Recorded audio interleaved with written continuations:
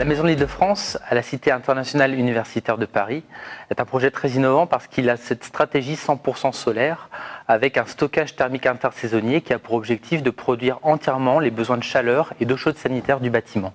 Ce bâtiment est une résidence étudiante de 142 chambres. Le challenge qu'on avait, c'était de répondre aux objectifs du maître d'ouvrage, d'avoir un bâtiment à énergie positive.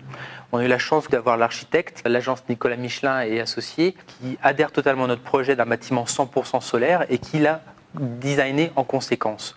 On a aussi la chance que le site soit exposé, donc totalement accessible au soleil. 100% solaire thermique sur ce bâtiment, qu'est-ce que ça veut dire? C'est-à-dire que le bâtiment produit autant de chaleur que ce qu'il consomme sur l'année. Il n'y a pas d'outil de calcul qui existe pour modéliser cela, et donc nous avons dû mettre en place, créer en interne un outil de calcul Excel pour regarder heure par heure sur l'année quelle était la quantité d'énergie solaire thermique qui pouvait être produite et mettre en face les besoins thermiques du bâtiment de chauffage et de chaude sanitaire. Pendant les phases de conception qui ont été pas évidentes certaines fois parce qu'on était beaucoup challengés par la cité universitaire, on s'est rapproché d'acteurs comme la Case Énergie, qui est un acteur donc reconnu sur la thématique solaire, pour nous aider dans la conception et atteindre les objectifs zéro énergie du bâtiment.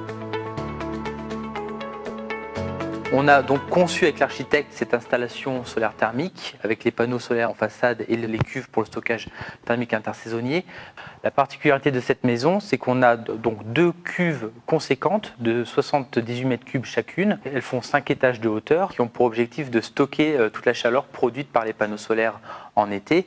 Les panneaux solaires vont apporter de la chaleur à assez haute température, c'est l'avantage des capteurs sous vide, pour ensuite aller piquer à différents niveaux de hauteur dans ces cuves pour apporter la chaleur à la bonne strate thermique. Et de l'autre côté, on vient chercher la chaleur en fonction du besoin à la bonne strate thermique également. Pour l'eau chaude sanitaire, nous allons aller chercher l'eau qui sera à des hautes températures, supérieures à 65 degrés, dans les strates hautes des cuves, grâce aux piquages verticaux qui ont été créés.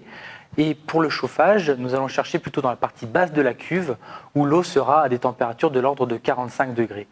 C'est ça qui nous permet d'optimiser le stockage intersaisonnier dans ces cuves, mais aussi de maximiser le rendement des panneaux solaires thermiques, car on vient aussi prendre à chaque fois l'eau à la température la plus basse pour la ramener dans les capteurs. L'architecture est magnifique et pour une fois on montre l'installation technique et pour nous ingénieurs ça nous fait plaisir. Pour Derntz, ce projet représente vraiment notre savoir-faire et l'innovation qu'on cherche à mettre sur tous nos projets.